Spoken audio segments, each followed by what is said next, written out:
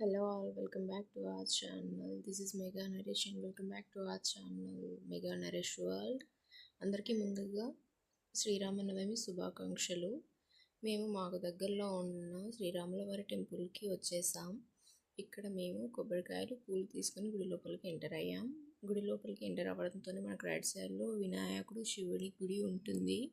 ఈ మొత్తం ప్రధాన మండపంలో మనకి 5 హనుమాన్ విగ్రహాలు ఉంటాయి. హనుమాన్ విగ్రహాలని పూజ చేసుకొని మనం ప్రధాన మండపంలోకి వెళ్తే శ్రీరాముల వారిని దర్శించుకోవచ్చు. మాకు దర్శనం మాత్రం చాలా బాగా జరిగిందండి.